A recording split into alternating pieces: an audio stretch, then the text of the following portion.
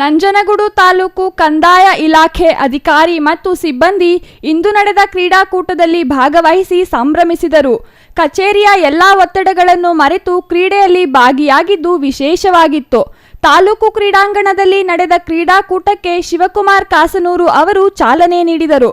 ಪುರುಷರಿಗಾಗಿ police ಇಲಾಖೆ ಹಾಗೂ ಕಂದಾಯ ಇಲಾಖೆ ಸಿಬ್ಬಂದಿ ನಡುವೆ ಕ್ರಿಕೆಟ್ ಪಂದ್ಯ ಆಯೋಜಿಸಲಾಗಿತ್ತು.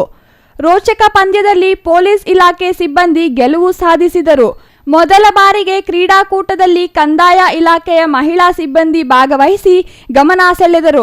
ಮಹಿಳೆಯರಿಗಾಗಿ ಆಯೋಜಿಸಲಾಗಿದ್ದ ಕಬಡ್ಡಿ ಪಂದ್ಯದಲ್ಲಿ ಪುರುಷರನ್ನು ನಾಚಿಸುವಂತೆ ಉತ್ಸಾಹದಿಂದ ಮಹಿಳಾ ಸಿಬ್ಬಂದಿ ಭಾಗವಹಿಸಿದ್ದರು.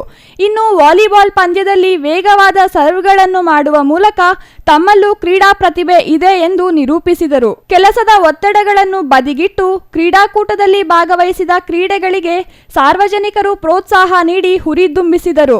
ಒಟ್ಟಾರೆ ಪೊಲೀಸ್ ಹಾಗೂ ಕಂದಾಯ ಇಲಾಖೆ ಸಿಬ್ಬಂದಿಗಳು ಕ್ರೀಡಾಕೂಟದಲ್ಲಿ ಭಾಗವಹಿಸಿ ತಮ್ಮಲ್ಲಿ ಅಡಗಿದ ಸುಪ್ತ ಪ್ರತಿಭೆಯನ್ನು ಪ್ರದರ್ಶಿಸಿದರು. ಕಂದಾಯ ದಿನಾಚರಣೆ 10ನೇ ಸಂಬಂಧ ನಂಜನಗೂಡು ತಾಲೂಕು ಕಂದಾಯ ಇಲಾಖೆ ನೌಕರರ ಮತ್ತು ಗ್ರಾಮ ಆಡಳಿತ ಸಂಘ ಸಂಯೋಜನೆಯೊಂದಿಗೆ ಕ್ರೀಡಾಕೂಟವನ್ನು ಏರ್ಪಡಿಸಲಾಗಿತ್ತು.